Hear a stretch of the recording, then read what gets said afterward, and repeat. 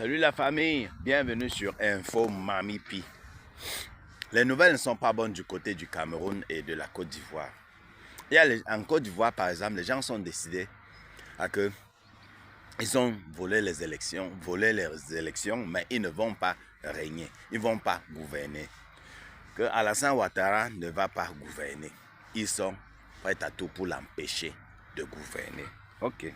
Ce n'est plus que non au 5e mandat, ce n'est pas ça. Maintenant, c'est que même le 4e mandat, là, tu ne vas pas le faire. Vous voyez un peu. C'est chaud. Donc, il y a les émeutes un peu de partout, là. Ouais. Parfois, quand il dit comme ça, les gens viennent me dire, oh, menteur, il n'y a rien. Ouais, vous voyez, non, les pro-Alassane, ils veulent toujours faire croire au monde entier que tout va bien. Et j'ai toujours à faire croire à tout le monde que tout va bien. J'ai vu, comment on l'appelle, Simone Gbagbo sortir et essayer de clasher son ex-mari qui est Laurent Gbagbo. Parce que comme il a essayé d'empêcher les élections et tout, vous voyez un peu. Mais je me dis que c'est... Elle se sent coupable de quelque chose. Parce qu'elle dit, les élections ne sont pas déroulées d'une manière légale. Il y a eu elle dénonce aussi la fraude, oui, électorale. Elle est bien vraie, elle a dit ça d'une manière professionnelle. Elle dit que non, le déroulement des choses ne s'est pas passé bien. Elle n'aime pas comment le schéma, comment tout. On comprend qu'elle veut dire qu'il y a quelque chose. Parce qu'on dit qu'ils ont bourré les unes. Même comme la participation a été minable, ils ont réussi toujours à bourrer les unes. Donc vous voyez dans les bureaux où les gens disaient qu'ils attendaient près de 400 personnes, peut-être seulement 25 personnes sont venues. Mais tu entends là-bas que peut-être 1000 personnes ont voté. Les 1000 personnes là sortent d'où? Les 1000 personnes là sortent d'où? Pourtant, pendant les élections, on a interviewé les gens, ils disent qu'ils attendent, dans ce sens, ils attendaient 450 personnes qui sont inscrites sur les listes. Mais on voit 1000 personnes qui ont voté là-bas, comment? Vous voyez un peu. Donc, Simone Gbagbo, les gens l'ont dit avant ça de boycotter. Elle dit non, je vais aller, je vais gagner. Oh, je vais gagner. Je pars, je vais gagner. Elle était sûre, elle a eu combien? C'est combien de pourcents? Elle a eu quel pourcentage là? C'est 2 ou c'est 3? Vraiment. Vraiment. Genre, Au niveau du Cameroun, c'est chaud aussi. C'est chaud. Pendant que certains sont en train de célébrer, oh la victoire, oh 7 ans encore, oh, certains ont décidé que, bon, que tu as truqué les élections, tu as gagné, mais tu ne vas pas gouverner. La même situation. C'est pas, le Cameroun et la Côte d'Ivoire, c'est vraiment la belle famille. Hein. La même situation. L'autre est dans 4e mandat, l'autre dans 8e, donc l'autre c'est la moitié.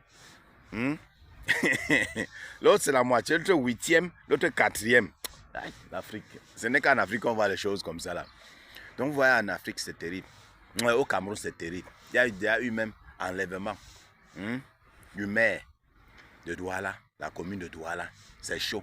Depuis quelques jours, elle est portée disparue. Et puis il y a des choses, les représailles, on est en train de brûler. Les maisons à brûler, par exemple, la maison du maire de Séoula, c'est de Garoua. Et puis c'est de Mokolo, au nord. Vous voyez un peu, on brûle les business, les trucs de, comment on appelle, congèle cam. On détruit les maisons des gens, on voit un peu les business, monter. Tout ce qu'on soupçonne un peu, que tu as un peu à y voir avec quoi, la politique. Allah. Vous voyez un peu. Et c'est pas bien. Ça, ce n'est plus une marche. Jadis, on dit une marche, on dit que marche pacifique. Ça, ce n'est plus une marche. Appelez ça par son vrai nom. Ce n'est plus une marche, on n'est plus au niveau de la marche. Soyons francs, au Cameroun, on n'est plus au niveau de la marche. C'est déjà la rébellion. Vous passez encore à la marche. Ça, ce n'est plus de la marche, mon frère. N'appelez pas ça la marche. La marche, c'est quelque chose de légal. Tu sors, tu marches tranquillement, pacifiquement. Et pour ceux qui sont là, toujours pour dire que ces gens sont encouragés les gens pour aller, personne ne n'a encouragé les gens pour aller casser le business des gens. Depuis que je suis ces gens-là qui disent que sortez, personne, ne suivez personne dit qu'allez casser ici. Oui.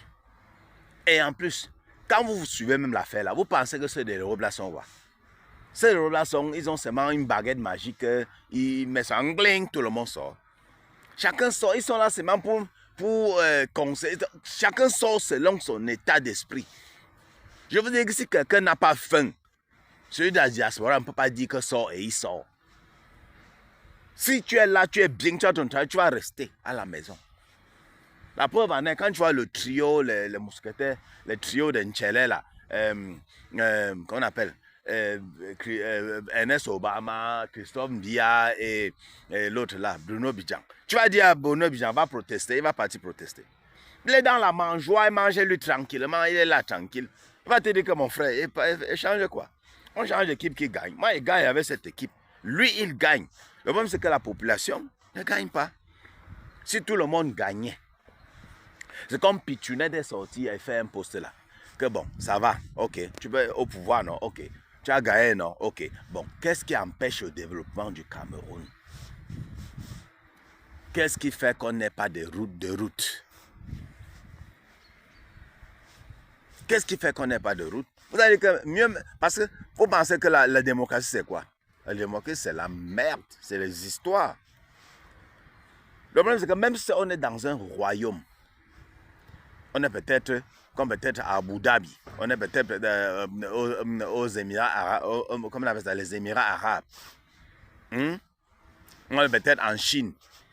Mais quand tu traites bien le peuple, tu développes le pays, personne ne va demander que non, il faut une démocratie ici, il faut un ceci, ici, là. Tout ça, c'est les histoires que les Américains ont. Les Américains et les Français sont assis pour endormir le peuple que démocratie. Traite bien le peuple. Il y a des gens qui vivent en royaume, dans des royaumes, et ils sont bien. Parce que le roi les traite bien. Il traite bien son peuple. Le pouvoir ne fait que changer de génération en génération là-bas, mais le peuple est bien. C'est de ça qu'il s'agit. Traite bien le peuple va te maintenir là même 200 ans. C'est de ça que c'est tout ce que les gens demandent. Les gens ne demandent rien de plus. On ne voit pas que quelques minables têtes là sont là, ils mangent l'argent du peuple et le peuple là, il souffre. C'est ça le problème. Ça n'a rien à voir avec la tribu. Moi, personnellement, je parle de ma pensée personnelle. Rien à voir avec la tribu. N'importe qui peut être là-bas, selon moi. N'importe quelle tribu. Traite bien le peuple. Traite bien les gens. Développe le pays. Reste là-bas même 5 ans, même 100 ans. Développe le pays. Mets les routes aux gens, mets l'eau potable aux gens. Mets la lumière aux gens. Mets les hôpitaux aux gens, les écoles. Hein? Fini avec la corruption. C'est comme ça. Ouais, les situations, vous savez que à l'hôpital général, on t'admet à l'hôpital, après on dit bon, on va t'opérer. On dit bon, l'opération s'il va coûter tant. On va faire la radiographie ici, tu payes tant. L'opération va coûter tant. Après, quand on dit qu'on va t'amener en salle d'opération, on te dit qu'il faut louer la salle d'opération 100 000. Ça, on a la tête de qui là? Donc, tu as payé pour ton opération. Mais l'endroit où on va t'opérer, c'est quelqu'un d'autre qui gère ça. Il dit, je loue ça à 100 000. Il faut le payer 100 000. Pour louer la salle.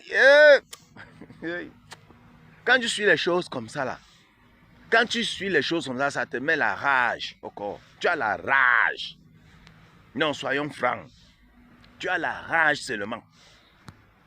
Tu as à payer pour ton opération, tout. C'est quelque chose qui est cher. On t'amène à maintenant ça, on dit que là-bas c'est 100 000 pour payer, pour louer la salle. Ah! Ah, vraiment. Aïe! Celui qui ne veut pas au changement dans le pays là, c'est parce qu'il lutte pour son propre ventre. Il n'y a pas de deux mesures. Sinon, il ne veut pas au changement, c'est que ton ventre est plein et tu es tranquille. C'est tout. Oui.